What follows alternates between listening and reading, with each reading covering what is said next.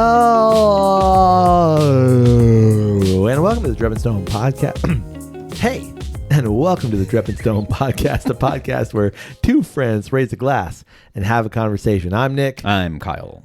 Kyle. Sir. It's good to sit catty corner from you. Yep, here we are. Is it catty corner or kitty corner? What do you say? Caddy. Caddy? Caddy corner. C-A-D-D-Y? I think so. Huh. I don't know if that's correct. Yeah, that's the way I say it. That's the way I say it. Yeah. I've always said catty corner. Caramel. Yep. Yeah. What are you doing with all your pennies? I suppose I save them just like I do everything else. Yeah.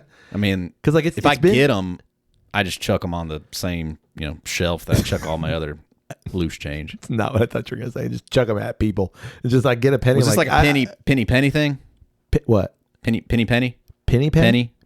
What do I do with all my pennies? Pennies. Pennies. Yeah, no, it wasn't that. But now that you've made it that, there it is. Yeah, no, because we're a couple months now into the no longer producing pennies. I haven't really noticed anything yet. Yeah, me neither. But like I don't use a whole lot of cash. To be fair, the other night at work, I needed a penny. No, I was given 4 pennies and then I gave it right back and said, "Just put that in the drawer in case somebody else needs them." I don't want your pennies. Want them? Yep, don't need them. So like you're giving away free money is what you're saying. I guess it's not free. 4 pennies. Yeah. So like you are someone who like I don't want those. Yeah, have been for a long time. Really? Yeah, we did an episode on this. Yeah, go back and find it. I know we did. Yeah, no, my general take, like there was a point in time where like if I got a penny, like I'd drop it intentionally. Okay.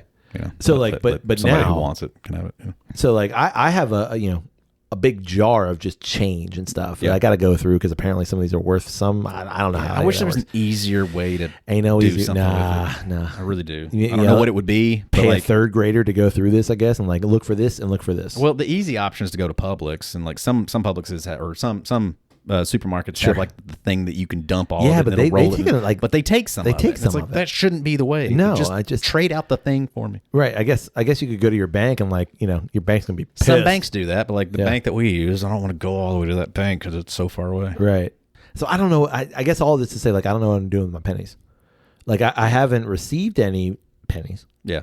How many dollars in pennies do you think you currently have in your house? Oh, in pennies, not change, just pennies. I'm gonna say I don't know, $20. Could you scrape together? You could scrape together $20, maybe strictly in pennies. Maybe it's a lot of pennies. That's what 20,000 pennies. That's a lot of pennies. Okay, maybe I don't have 20,000 pennies. Is that math right? I doubt it. Okay, it's probably 2,000 pennies. It's not 20,000 pennies. It's 2,000 pennies. You feel good about that? Yeah, I do. It's 2,000 pennies. Okay. Okay. Do you think you got $20? Yeah, I probably have. Feel good about that? Yeah. That I do. I bet I got more. You think you have more? Yeah. Wow. Well, just because of the profession. Yeah. But yeah, no, I think I could probably I might come up with $100. Wow. 10,000 pennies or 100,000. I have no idea. It's one of those. So many pennies. Like that $100 would be 200 stacks. Oh my gosh. That's a lot of pennies, man. I've been in your house. Where are you hiding all these pennies? You haven't been in my closet. Well, now next time You've been in the closet. You ain't been in the laundry room. Yeah, I'm gonna have to go root around in there then. It's like a lot of friggin' pennies. Think of all the cash you could have. You could have a bright, shiny new $100 bill. Yeah. If you could lift 300 pounds of loose change and get that somewhere and that they'd trade it out with you. That's funny. Yeah. Yeah. I don't know what I'm going to do. Honestly, like I've thought about it. I think a summer project for me would be like going through the pennies. Right. And like, is this one worth anything? Nope. Right. Nope. Yeah, right. You don't want to give away that one that's worth like $3. Yeah, exactly. Because I'm that guy. Yeah. I am that guy. I'd be like, that one's worth 20 cents. That one's worth 300% of what's printed on the value. It's going to take me 45 hours to sell this on eBay. Yeah. Find somebody that wants to pay that for it. But I'm going to do it. But it's totally worth it. Correct. Yeah. Hey, man, you want to drink something? Yes, please. Okay, good. I have a bottle for us that I acquired through a bit of a program. Hey. It's a rewards program. Yeah. This is a bottle that... Anonymous program. We're not gonna name it. Oh, okay. I see what you're saying. It's anonymous. Yeah, I got it. This comes out of the big boys, that Jack Daniels. Oh, yeah. Yeah, this is the Jack Daniels single barrel. Baron Lynchburg. The Heritage Barrel. I've seen this. Yeah, it's supposed to be a all year release kind of thing. It's one of their, kind of like the single barrel proof and just their regular single barrel. Yep. This is a heritage barrel, but right now it's in that like, this is a brand new product and everybody wants it. Sure. Kind of thing. So that's how I acquired this. Right. I think we should dip into it. Yeah. Yeah. It's been out for a little bit. Yeah, I'm curious. I've been wanting to try it. I've had it for a minute. Yep. But I've only had a pour, maybe 2 out of this. There you go. So what makes it the heritage barrel? I'm sorry. Go ahead and wait, and then I'll ask you that. There it is. Not the best pop. Well, you've been into it. Damn.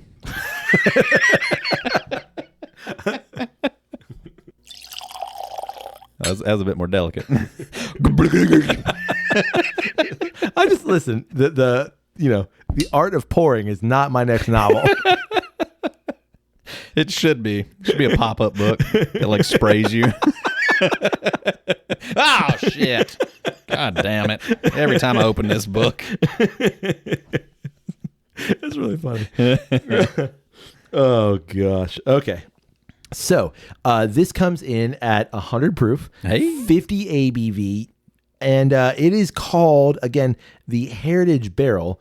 So why do you think it's called the Heritage Barrel? It's called Heritage Barrel because they're going back to the early days of barrel toasting and charring. So like I think they've figured out, or Jack Daniel's figured out, like the flavor profile that suits most palates. In terms of like a modern perspective is charring the barrel for, I think a standard like 12 minutes. That's the normal char. I'm reading from I don't know this all off the dome. But the heritage, or like how things used to be done, was a longer char. I don't know if that's because of the way barrels were made, or, they needed to impart more flavor because the distillate wasn't as good. I'm not exactly sure why that's the case, but these are, instead of the 12-minute normal JD char, these are 24 minutes at a toasted char. So not like throwing it in an alligator charring it. It's, we're going to drop that temperature and we're going to toast it for 24 minutes. And then we're going to flash char it again. So then like pump that heat up. So the idea is we're going to toast it. So it's going to be warm, but it's not like, if you look at videos of like barrel charring, it's flamey. Yeah. Right. That's the technical term. Yeah. Flamey. That barrel gets flamey. I get you. No, so it's just toasted. Then they like flash char it real quick. Okay. So like, I guess it's supposed to. You think more than the alligator char? This is a step beyond that? I don't think it's a step beyond that. I think like alligator char is like flaming the crap out of it. Oh yeah. Like it's, when they say alligator char, like the wood has cracked on the inside, which is where you get that. This is toasting, so it's not as hot to begin with, but it's for a longer period, and then they flame it. Right. So I don't think it's flame on. Right. I don't think it's as charred as like an alligator char would be. Okay, I don't think this is a step back. Yeah. Are they, because it's Jack Daniel's? Yeah. They're still Charco Mellow. Still Charco Mellow. Charco Mellow. That's correct. Okay. Well, then they're taking this and they're throwing it in the barrel at a lower than usual proof. So normal barrel proof is higher than 100. They're throwing it in at 100. So that's absolutely lower. Then they're aging it for 7 years. So they're throwing it in the barrel at a lower proof and they're aging it for 7 years. But obviously the barrel is going to evaporate. So then the proof points will range between 104 or it'll be like somewhere around 110, and then they'll drop it just a little bit. Whereas most bourbon goes in at, let's say, 120 proof or higher, and then it's dropped as it ages from there too. I guess the yield becomes lower, but the ABV goes up. Okay. Yeah. And that's across the board? Yeah. Everything does that? Yeah. Okay. Yeah. Yep. Now, I'm sure, there's some nerd somewhere going like, well, actually, okay. I'm saying like in general terms. Right. Okay. Just settle down there, Poindexter. In general terms, that's what's happening. Gotcha. Okay. Anyway. Okay. Anywho. So it is aged for 7 years. This is barrel 2507905. It was entered into the barrel at July 7th, 2017. You remember that day? Yep. Yeah, me too. And it was bottled. It was bottled 11/4, November 4th, 2025. Wow. Yeah. Just a couple days ago. Yeah. Ish. Not very old. In fact, like when I November? November 4th. A couple weeks ago. Yeah. When I got this bottle, it was actually bottled. Dang, like it came straight from the warehouse. It literally did. It was bottled a week when I got it. Wow. Like, it was in my hand, and it was a week. That's crazy. Yeah. Yeah, it was pretty cool. I was like, they faking that shit? What? Maybe. I don't know. I really don't know. Y'all making that shit up? So, all right. Y'all just putting numbers on there? But look at the color of this thing, man. Yeah, it's pretty. It is bourbon colored. I'm gonna say it's a shade darker. It's a bit mahogany. Sure. Okay. Very caramely. Man, that is very quintessentially Tennessee whiskey. Yeah. I feel like there's a good bit of tobacco on that. Yeah, like I don't really for feel me, like I'd normally specifically, say like pipe tobacco, but yeah, like that. Yeah. There's a twang on it. Yeah, like That's a fermented. Yeah, like just some tobacco twang. Ding. Oh, gross. Yeah, that just smells like the South. So I have not paired this with the JD single barrel proof, and I don't want to yet. I don't even like in this. I do have some left. Yeah, because my suspicion is like that single barrel proof. It's just so dialed up. Yeah, I think it'd be more interesting to compare it with like just a regular, like a gentleman. I feel like a gentleman jack or a regular single barrel would be interesting here, and I don't have one of those. Yeah, which is so for everyone's like, why aren't you pairing it with single barrel proof? That's why. There you go. All right, get off. I've explained it. You don't have to write me any more emails. Leave it Janet. alone. I'm tired of reading your emails. It does smell fantastic. To me, it's quintessentially Jack Daniels. Yep. It doesn't really lean one way over the other. It is sweet, but it's not super syrupy, caramely sweet. It's more like a unrefined. I get cherries and marshmallows. Yeah. All right, you ready? Yeah. Wow. It just got peppery. Whoa. Mine's very drying. Yes. It's very oak forward. It is a clean palate when you're done. Very clean. Nothing claggy. Okay. You ever been to a restaurant that has like that dessert? It's supposed to be a s'more, but it ends up being like a toasted marshmallow cookie kind of thing. You know what I mean? A marshmallow cookie? Maybe. Is that what you said? Yeah. Like in a skillet? Yeah. Yeah. Yeah. Like You do know what I'm talking skillet about. cookie? Skillet cookie. With like Actually, toasted I marshmallow. don't think I've ever had marshmallows on it. It's usually just like a skillet cookie with like ice cream, whipped cream. Ice cream. No, it's a skillet cookie. That's what I get on the palate. Skillet cookie, but toasted marshmallow. Yeah. I think my palate's ruined from something better. You don't get toasted marshmallow? Absolutely. I do get that. I do get like right off the stick. Yeah. A toasted marshmallow, just like that. There it burnt is. in. There it is. Yep. Yeah. You know what would pair actually well with this? A graham cracker. Correct. A little Hershey bar. Yep. I got Hershey Kisses over there. You want to try one? Nope. Okay. I'm really surprised at how slick it is. Like it I feel like it does have like a when you little said bit that, you're 100% right. like an oiliness to it, but it's it is slick and clean on the palate. The clean is right. Yeah. I still get pepper, but it's pepper on the edges of my tongue. Mm-hmm. Outside of that, it's a little bit of that numbing. What is that? Like that Szechuan pepper, like tingly. It gives me a little bit. Sometimes I get that on ryes. Mm-hmm. A little bit on the edges. Numb tongue. Yeah, a little numb tongue on the edges of the palate. But everything else is just slick is 100% right. Yeah, it's an interesting texture. Like there's just nothing left over. It's an interesting texture because it lacks texture. Well, just on the finish, Yeah. I feel like it's got a decent texture. Like maybe a bit watery. Yeah, but like I feel like it's a little thin. But it's just crazy. Like it doesn't feel like there's anything left on my palate. It's gone. Yeah, so fast. There's not like breathe out after you've swallowed the sip and just nothing. Yeah, usually there's like a really interesting aftertaste. Maybe a touch of honey. Maybe I think you're But reaching. like that's like searching for it. I would say front palate, everything is volumed at like there's the pepper. Everything is like a 3. Like it's a really kind of a quiet front palate. Mid palate, it jumps up. It jumps up mid palate and it is. I feel like it's 50% this like sweet caramel, and this like oaky bitter, and then back palate is more of that bitter, and then that pepper comes in. It goes, but then my palate is just so slick clean. It goes a bit Expo markery to me, like on the like mid palate, the mid palate, and then the breath out. It's that once it leaves, that breath out becomes a bit Expo. Let me ask you this: I'm gonna tell you, I paid about $75-$80 for it. Yep. Make that face again. Nobody can see you. I agree. I don't think, and I do think the price might come down slightly. Single barrel proof is about $70, and it's been about $70 for the last 5 or more years, right? Yeah. Is this worth another $10? No.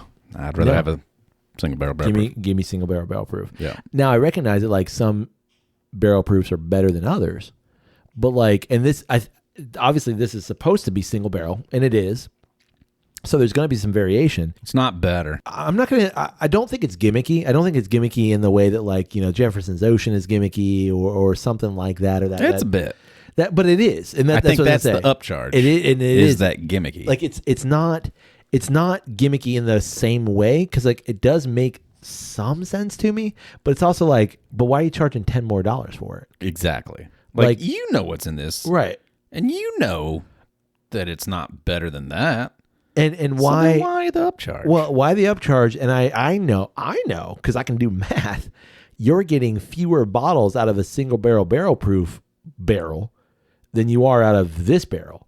You're probably getting but there's probably 10 times as many barrels, 100 times as many barrels than there is of this. But so that's because they made that. Yeah, but the rarity of it. But because they've decided that. Yes, that's what I'm saying. Like it's not like they can't do that. But I think it's still just the rarity of it is why they would justify it. But my argument is that, but you know what that is. Right. And you know what that is. Sure. And there's no way you can convince me that that's worth more, even if it is rarer. I have a feeling that it probably will come down in price. Because regular Jack Daniel's single barrel is $50, maybe.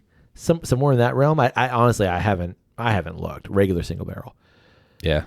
So I wouldn't. I bought one 5 years ago. Yeah, that's what I'm saying. Like I haven't bought another one because like if I'm going to do that, I'm going to buy the single barrel proof, and that stayed consistent relatively. So yeah, I do think it'll be a regular release? I do. Yeah, and I think or I know that Jack Daniel's has said that too. Like this is supposed to be.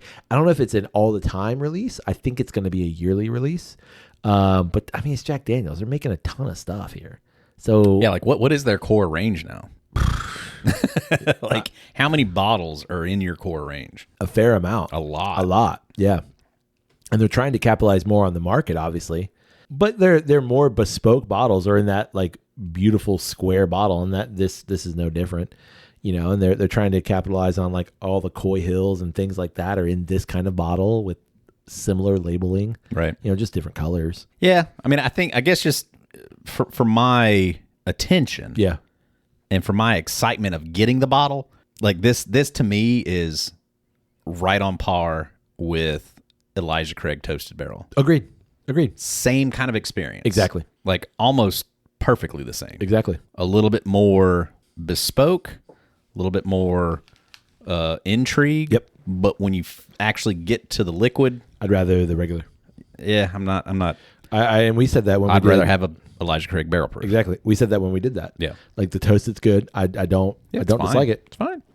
But I'm gonna reach for the barrel proof more than I'm gonna reach for that. It's still fun to get it. Yeah, absolutely. And I'm interested to also pair it with some other things in the future when we do some tastings and some pairings. Yep. All right, now that we have a good pour here. Hey now. So you sent me something from the Philosophy mini series. Yep.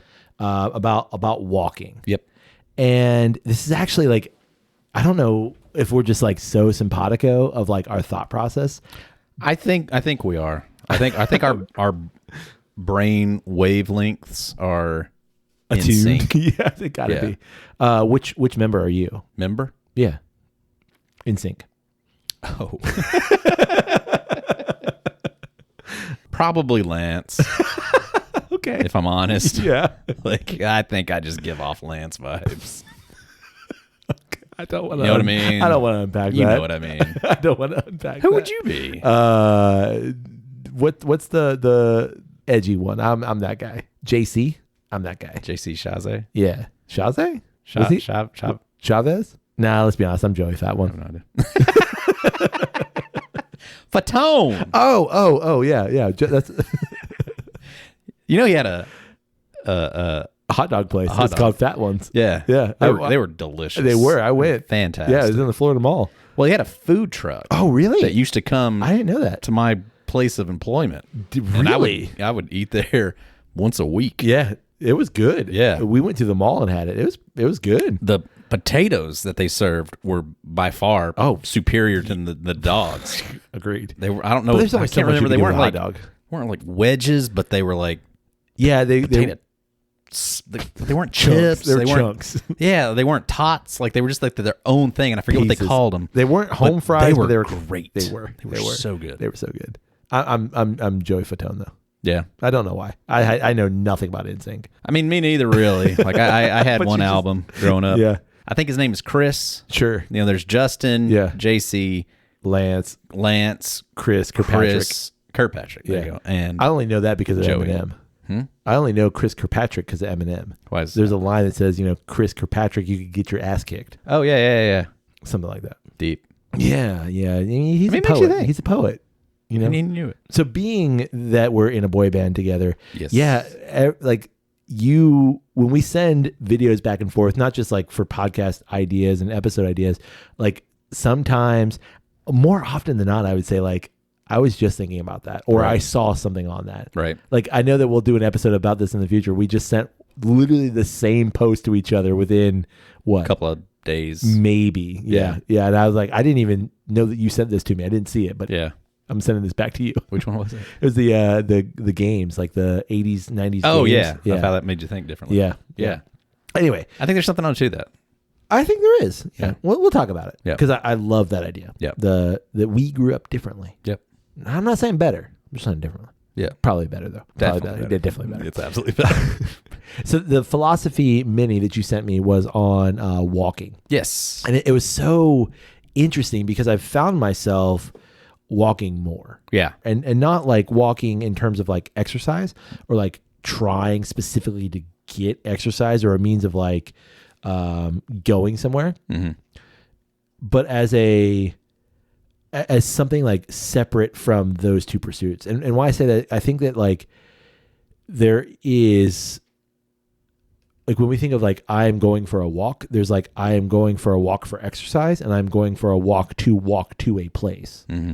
And I found myself within the last couple of months, and I something that I endeavor to do more this year is just walking for the sake of walking, for no other purpose. Sure. And the video that you sent was like perfect because the philosophy mini breaks down that exact idea. That walking isn't just, a physical interaction. It's actually like a very mentally, not that I think that it has to be, but I think it just inherently. Yeah. I think the rhythmicness of it. I think the rhythmicness, The rhythm. the rhythmicness. Yeah. Rhythm. Yeah. I think I just coined that phrase. Sure. The rhythm of it. Right. The repetition and stuff like that. You get into a vibe and your mind is able to just then either let go or just kind of it's free to roam. Mm-hmm. Okay. And perhaps ponder and perhaps ruminate, but also perhaps just kind of freely release. Yes. That's what the thing was saying. And I've got thoughts. Okay. Because my version of walk prior to the last, like I said, couple months has been like pop in some earbuds and go for a walk. And just walk. And just walk. Not with a goal. Because like I think like Right. if you've ever done like I've got 30 minutes, I'm going to try to maximize what I can do on this walk. Yeah. I think you still do it, but I think there's a different say you bring jogging into it. Right. Suddenly it's a different It's thing. a different thing. Now it's exercise in some ways. Yeah, and there's just there's a different mindset that goes into it. Where Yeah. if you are just going for a walk, even if it is like a paced walk kind of a thing, Yeah. there's just a different mental state that goes along with it. Well, and for me, it was like when I go for a run, I don't want to hear myself breathe. Right. And so like I kind of need a bit of a distraction. Right. So I put in headphones or I put on, I put in AirPods. That's what I put in. And my prior to this, my experience was like, even in a walk, I'm what you just said, like I'm kind of maximizing my time, and like I'm going to listen to music that I want to listen to, or I'm going to listen to a podcast that I want to catch up on, Right. or that kind of thing. And I used to even like edit Drip and Stone videos, like never the podcast, but Drip and Stone videos on a walk. And so I was never like I was never like just engaging in the walk itself. But here lately, it's been I'm engaging in the walk for the sake of the walk. Right. And so like removing even the distraction in some ways of I need music or headphones or a podcast or an audiobook to get me through this. It's I want to be present in the action of walking. Yeah. Like during COVID, my wife and I would go and do like a 3-mile walk every single day. Yeah. Like specifically just a walk. Yeah. Like we had a route that we would take, and we would, at some point during the day, we'd be like, "You ready?" Yeah. And we would go do that walk. Yeah. Like once a day for, let's say, 8 months. Yeah. Like we did that walk consistently.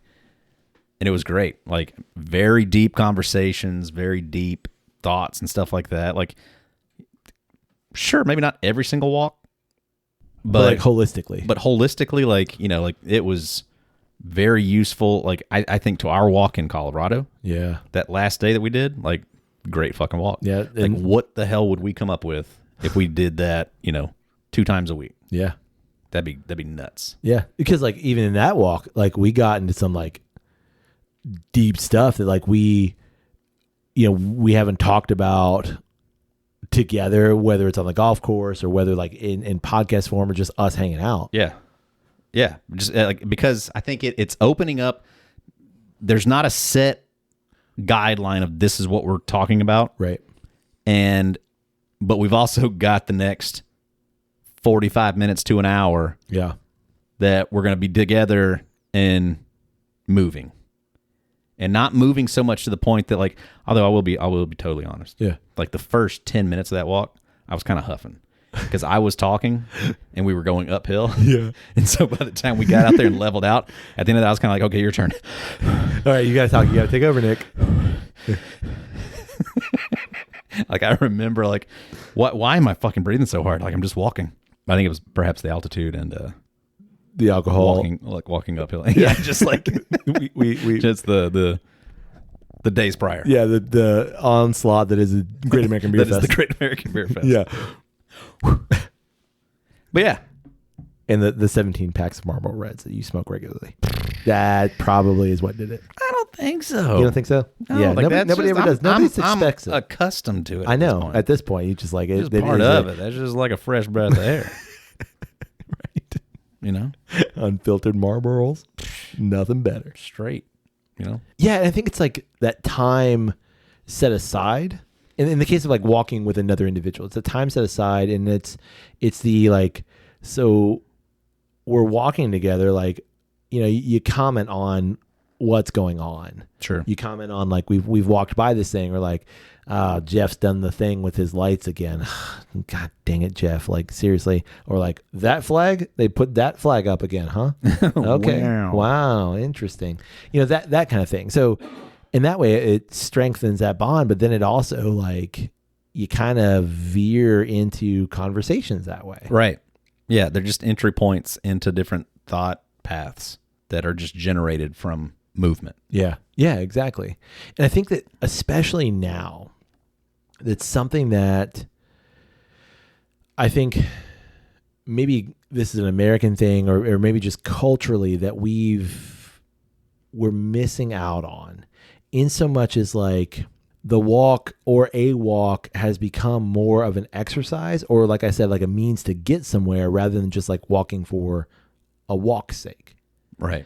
And there's such a cultural, especially, and I say this, especially here in America, where there is no, like very rarely are there places close enough together that like you could walk to, like, let's say we're gonna take a walk to the coffee shop. Yeah. Like, yes, big cities, that tends to be a case, but like most of America is not set up for individuals. It's set up for cars. Yep. So like I drive to the coffee shop. I don't walk to the coffee shop kind of thing. Right. And so like we miss out on, in a lot of ways, the the ability to do that just naturally. So we kind of have to create those moments, like you said, create the moment for the 3-mile walk, and so then it becomes a cognitive choice, or a cognizant choice, I guess, to do that. For sure. It's unfortunate. Like, I mean, just think about where I live. Yeah. To walk to anything, like there's a restaurant that I can walk to. Sure.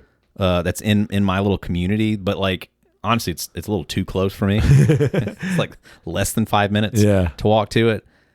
But then if it's not that, the next thing that I could potentially walk to that would be like a useful thing is probably like an hour walk. Yeah. Just to get to it. Yeah. Which would be like a supermarket. Right. A supermarket, or there's a fast food place. Like you could walk to a fast food place. Like, but who wants to do that? Right. But like I could walk to the supermarket and walk back, but like that's like an hour walk is too much. I feel like the sweet spot's that would like be a a half 2 hour hour round trip. Yeah. Yeah. Like the sweet spot's like I think like a half hour, like 15 minutes to a half hour. Right. To like have the opportunity to go do a thing. Right. I think beyond that, it's just kind of like, all right. Well, I think like of like good walking cities, like Rome is a perfect walking city because that's what it was originally made with the intent of being a walking city. Right. Like they didn't have cars. No, there was one nothing was, like that. Exactly. When that one was created. They didn't think about that. Yeah. Caesar's not like, you know what? I bet you. Someday we should widen these streets because they're gonna need 18 wheelers driving out there. Yeah, that thought process is not there. So like a walkable city like that, or even New York and Boston and those cities like that, where it's a grocery store, a supermarket is a 5-minute walk from like this little area, and within a reasonable 5 to maybe 10-minute walk, there's another supermarket, kind of thing. Whereas here, at least in the States, where we are, your supermarket's an hour walk, and that's the closest thing. Yeah, it's close. Yeah, that is close By car. It's exactly. It's it's a 5-minute drive, 10-minute drive, hour walk, and it's a 2-hour round trip. Right. Thinking of the walk in that way, you mentioned the rumination aspect. That video mentions Henry David Thoreau, who, if you do any investigation into, is problematic in some ways. But Henry David Thoreau has an essay called Walking. Mm-hmm. So when I saw that video, I was like, cool. I like me some Thoreau. So I read the essay, and it's very Thoreau. And those of you that are listening are like thorough? Weirdly, no. Like it's actually really meandering. Thoreau. Yeah, it's just Henry David Thoreau. Right. But Thoreau talks about, this is an 1851 essay, by the way. He talks about walking as a form of transcendentalism, which is like, he is of the transcendentalist movement, in which like the individual transcends like the idea of humanity and is at one with nature and celebration. It's like the for lack of a better way of like the original hippies. Yeah, exactly. But he describes walk as a kind of a transcendentalist celebration, kind of like akin to a spiritual, like the spiritual side of nature, which I like that idea. But I think it's the aspect of what I think that's a good point though. Yeah, what? The walk is like the one thing that you can do that like genuinely like does like it's an activity that connects you back to like your basic purpose, right? Of like movement as an animal on this planet. Yeah, like that is like the thing. And that's exactly, dogs walk, cows walk, right? Like animals walk. Correct. That's how they move around. So like that is like kind of like the most basic thing that we can do to take steps to reconnection in that kind of a thing. And I think hippie, yes, no, but I get it. And where I diverge from that idea is that like animals walk for a purpose, like that walk. No, maybe instinctually, an animal in the wild is going to exert the least amount of energy possible because energy costs something. Like if I'm a lion and I need to walk somewhere, there has to be a reason for me to walk. I'm not just getting up and walking for no reason. So like the reason for me to walk is warthog. The reason for me to walk is female lion. The reason for me to walk is water. You don't think any animal idly moves? No, because I think like there are animals that like, yes, get up and move to another location. But there's this like, I think for us, it's different. And like, yes, we're I going mean, to certainly in this context Yeah. of like in terms of it allowing you to generate thought Yeah. and stuff like that. Yeah. Sure. Animals aren't doing that. Right. We would assume. But at the same time, like I feel like there could be like idle movement. Like I'm just, oh yeah. I'm not saying that. Okay, so in the case of like idle movement, like I'm going to stand up and walk over there just because I'm bored of sitting here. yeah, like I watch my dog. Yeah. And he moves around constantly. Oh, I don't yeah. really know that there's a lot of like thought of like, I've I'm seen- going to go over and do this. I know your dog. because I love your There's a dog, point. but they ain't much thought going on. you know, I mean, it's almost kind of like, I mean, granted, sharks don't walk, Sure. but they have to keep moving Right, but or they die. or they die. There's that. I guess what I'm making the distinction of is like we have the luxury of, especially in a modern context, I don't necessarily need to think about if I'm going to get up and walk for half an hour, is that going to be calorically taxing on me? I can just get up and walk. You know what I mean? Mm-hmm. So like I don't have to think of, am I going to expend too much energy? I don't know that a lion, again, I go back to lion. I don't know the lion's thinking that, but like there's no instinctual, like I don't want to do that because it's going to cost so much energy. So then the walk in some ways becomes a tool of like self-discussion. I see a smirk. No, we're nudging right up against free will here. Oh no, I know we are for sure. And I'm trying. Like I actually wrote that note. I wrote that Okay, note, but we're I'm getting trying there. not We're to getting fully go there. Okay, because like because like this first of all can't be a 2.5 hour Wait a conversation. second. Yeah, we're there. Okay. I'm not saying we're not. Right. I'm just trying to focus on walking. I think that the walk then becomes, for me anyway, a way of like actually discussing things with myself. Sure. Of like, put the AirPods down. I don't need all of this other stuff. And it just becomes this ability or the thing that allows me to discuss things with myself. Do you raw dog your walks? Yes. Yeah. I'm very cognizantly trying to do that. Like I before I would think nothing of popping in earbuds or AirPods and going for it. I do like a half raw dog. Yeah. I go one Earbud. earbud. What? I like to have Yeah. something there in the background to No. have it going, but I like to hear everything that's going on too. I See- like to hear the birds, and Yeah. I like to hear the traffic and the whole thing. But I do like to have just like some, usually John Williams, going in the background. So like the Lord of the Rings score, and you're just like, I'm walking through John Mordor. Williams, how dare you? No, I know. How dare you?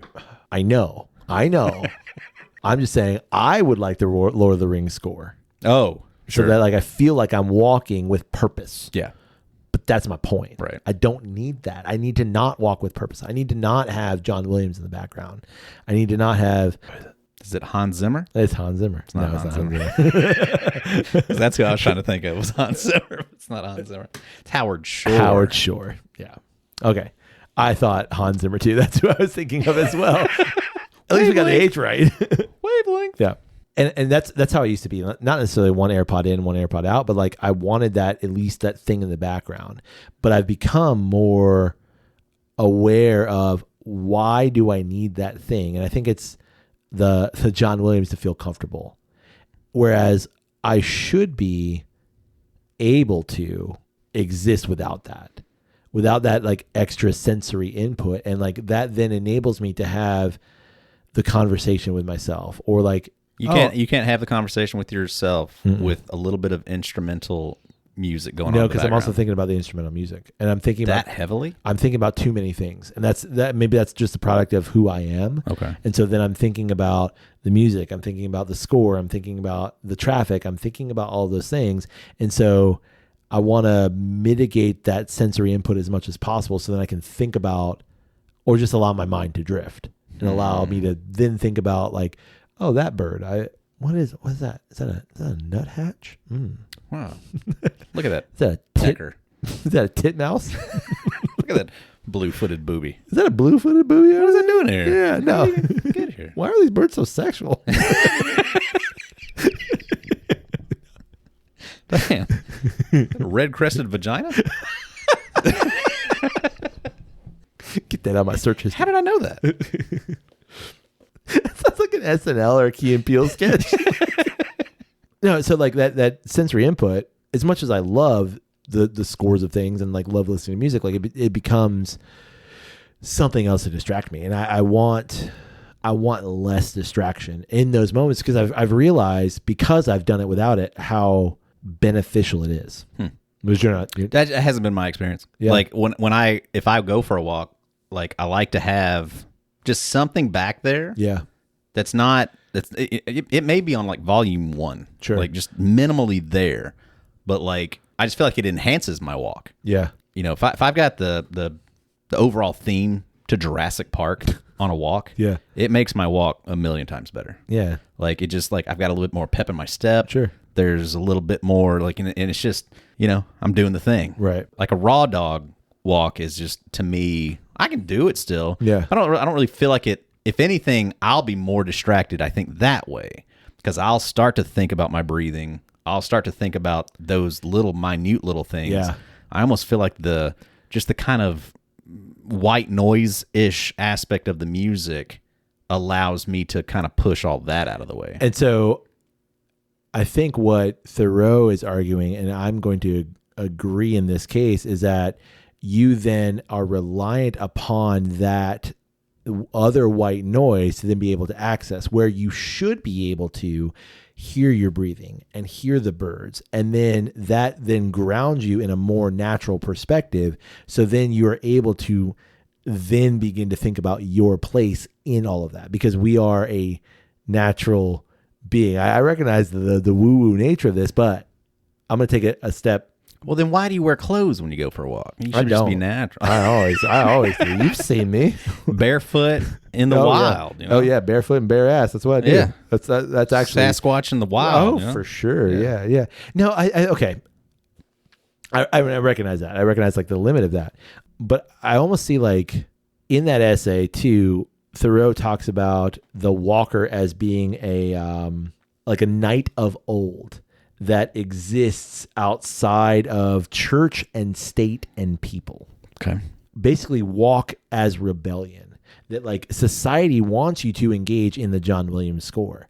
It's you feeding that thing. It's feeding you all of this stuff of here's the algorithm, here's the confines of the structures that are placed on us. And so if we fully disengage, and remember, he's writing this in 1851. He doesn't have all the, all that. But if you're fully removing yourself from church and state and people, and you're existing with nature, your breath, the birds, then you're able to elevate your thought process to something that exists within the mind of the thinker, that you are part of all of this, rather than you need that John Williams score. And so in some ways, walking without it makes me feel rebellious, because like I don't need your thing. But why do you wear sunscreen? It's protection, Sure. and it probably makes the walk more enjoyable. Yeah, until it droops into your eyes. And you feel like terrible. I think that's like the point I'm trying to make is, to me, Yeah, the soundtrack, it just makes the walk better. Yeah, and it makes it to where I can kind of not hyper focus on little details. Sure. And I can be more so for you it enhances Thoreau it. in my thoughts. Yeah. And kind of like, but I would say, like, to me, man, I could go out and like just right now just tear out and listen to Far and Away, the whole soundtrack. Just I don't even know what that is. It's a musical, isn't it? No, it's a movie. It's John Williams' score. Oh. Directed by Ron Howard, starring Tom Cruise and Nicole Kidman. Story about I literally have no idea what you're talking about. Are you serious? You've never seen Far and Away? We've talked about Far and Away. Surely to goodness we've talked about Far and Away. I know you've mentioned it, but I mean not to a point where like I needed to. I don't. I'm ready to give you my YouTube information right now so you can watch Far and Away. Great epic. Yeah. They're Irish. They come to America for land because so it's Feifel. Got it. Yeah, it's fine. I don't need to watch that. Feifel Goes West, right? With John Williams soundtrack. American Tail. I don't remember. American Tail. I know I saw American Tail too, but I don't really remember. But is that it? Either part of it. I don't know, because I genuinely don't know what. Is that's Don Bluth, isn't it? Yes. Okay. Yeah. All dogs go to heaven. Like, which ironically, I saw that the other day, and like I watched it to go to sleep to for a few nights. All dogs go to heaven? Yeah. Oh. Because it used to be like a very God, that's one of my favorite traumatic. movies. I just don't remember anything about it though. It's one of those things, like a lot of those Don Bluth movies. I know I saw them all, but I don't remember them at all. That movie is terrifying. Like for like the kid that it's made for. Sure, us. Yeah. That's what I'm talking but I don't about. remember so I was starting to rewatch it to try to remember like what was the story about. Like I know he dies and comes back. Yeah, he's like murdered by the mob boss or something. Yeah. And then he goes to hell. He goes to hell. Well, no. The hell dog? First he goes to heaven. Yeah, and then they kick him out and they're like, no, they don't kick him out. He gets a watch and resets his timeline and goes back. Because he grabs a watch and he resets the time and gets to come back. And then she says, "You can never come back." And that's as far as I've made it. I keep falling asleep. You can never come back. Yeah. No. Traumatic. And that's a really fun song right there. But it makes no sense in context of any of it. Never ending story. It's not that song. Not that song, but no. But anyway, so I've never seen Far and Away. Sorry. It's literally probably one of my top it. 5 movies, favorite movies. Well, like now I can watch it all the time. I feel terrible. Well, I mean, there's no reason to feel terrible. I didn't see your favorite movie until like a couple months ago. That's true. And now you have. Yeah. So I guess so if Narragansett ever makes Far and Away beer, then you have to watch it. Okay. Deal. I don't even know how we got here. The soundtrack. The soundtrack, yeah. Man, I love that soundtrack. That soundtrack is fire. Yeah. I could go and like do whatever I needed to that soundtrack. Sure. And not focus on the soundtrack. Like Last Crusade is another soundtrack that I can listen to straight through. Oh, yeah. And because I love it and it has like significance. Yeah.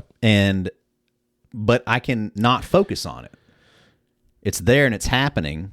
Yeah. But I don't feel like it's like, I guess surely to some extent it is perhaps buffering the world around me. Yes. Well, I'm pointing at you. Yes. You got it. Because I have a point. But I don't feel like it's stopping anything that needs to get to me. Sure. It's just kind of like putting a blanket, I suppose. The way that I'm thinking about this walk and like what some of the things that Thoreau is thinking about and what the mini philosophy is thinking about of like, if I'm going to be truly maybe authentic, like I don't need that. Okay. Yeah, like that. I think the point is that if that's your intent for the walk, then go for it. Okay. Like I think that's what I'm saying. Sit and meditate if I need to, and shut out everything and just sit there in the thing. Yeah. And I could do that on a walk if that's what I wanted the walk to do for me. But I think for me, I enjoy the walk too much with the a little bit of noise in the background that you know. Yeah. To me, that enhances the walk. Okay. And makes the walk better. It's like I could go eat a chicken breast unseasoned and just get the nourishment from it. But it's better with seasoning. No, come on. Hell yeah, that's exactly what it's saying. Yeah, you're stripping it down, and I just want to get the essentials out of it. No. I think that's exactly it. Because what I'm arguing is that the benefit of it is that you then get more out of it. Like that's more of the good. That's what I'm saying. Like for me, yeah. Like if I do strip it, I'm not. I don't think okay, if I don't add salt to the chicken breast, I think that actually diminishes my experience with the chicken breast because like chicken breast is bland. But you're relying on your senses to make it better. I'm saying the music is a sense. Is the salt that makes the experience better. So maybe that's it. Maybe it's like stripping away that and being, here's what chicken tastes like. Yeah. Okay. I'm getting the full thing. The full absence of flavor. And full absence of I kind of think so. I kind of think that's the point. See, but I think I need that reset, and that's why I've enjoyed it so much. That maybe it is that. Maybe it's just because I've done so much of the walk, or I've done so much of the things with that extra stimulus that I need to not have it. This to me sounds very much like that conversation of like the raw dogging the flights. Yeah. Why would you do that? To be ultra present and mentally strong enough to get through it, to say that I did it. And if that's something that you need, then you do that flight, but like, to me, it's like, nah, that's bland chicken. I don't need that. Right. I'm going to season it up and make this experience better. To wrap this all up, for me, it's the I've found, or I've taken solace in the return to the, and almost maybe it is bland chicken, I don't know, but the return to just like the state of being, like the status, the background static, if you will, like allowing myself to not be. Well, I mean, I think there is an argument for that too. Yeah. And and that's what I'm saying. Like, I don't think it's necessarily like that different of an argument of saying like, why am I eating? Well, I'm eating to nourish my body. Right. Is salt making that better? Nope. Like salt's not doing anything for me. Yeah. Except making it taste better, making it more palatable. Right. I'm gonna say this. I think we need to walk more. Agreed. In whatever capacity that is, whether it's working out or whether it's getting to a place, and I think that it's a product of our modern, the way that everything's structured, our society, at least again here in America, is structured that like we don't do it enough. We don't walk with ourselves enough. We don't walk with other people enough. We just don't. We don't do it. Yeah. And I'm not saying just like health benefits, but I'm thinking like mental benefits and thoughts and ruminations and catching up on the John Williams catalog and all of that. You know, like I got to listen to The Far and Away again. Yeah. Because I've never listened to it. That shit is great. You know what I mean? So like we just don't do that enough, I think collectively. Like I've always been somebody that was willing to take the furthest parking spot from anything. Yeah, you said, yeah. Just because I know it's guaranteed there and I don't have to hunt for a parking spot because it drives me nuts. Right. If I can go straight to a spot, I don't care if it's a mile away. Like I'll go park there and walk. Yeah. My situation at work, I would go and park literally as far away as I could and would walk in. And it'd probably add like an extra, literally probably 5 minutes because I have a long walk in. Yeah. And it would add in probably like an extra 5 minutes or so from where I could park if I was willing to go up there and jockey for a spot. Yeah. But I didn't care because like I just hated the search and the uncertainty of like, am I going to find one? Oh right. God. And so I still do that. I still like, I'm happy to go park as far away as possible because I don't mind that walk. I don't mind that walk in. Like I'm completely comfortable there. Then you also avoid, in that case, the like other people trying to jockey for that spot too, and like which avoids a whole nother hassle. Yeah, the whole other situation. Of, I was waiting for that spot. Cool. Yeah. Psh, bummer you didn't get it. But I don't have to worry about it because I'm parked way back there. Right. Yeah. On that note, you got anything else? No, good shape. Yeah. Thanks, Jack Daniels Heritage Barrel. Heritage Belly. Barley?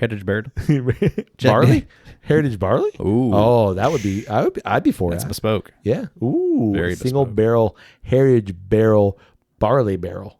Heritage barley. SBHBHBBH whatever. Yeah.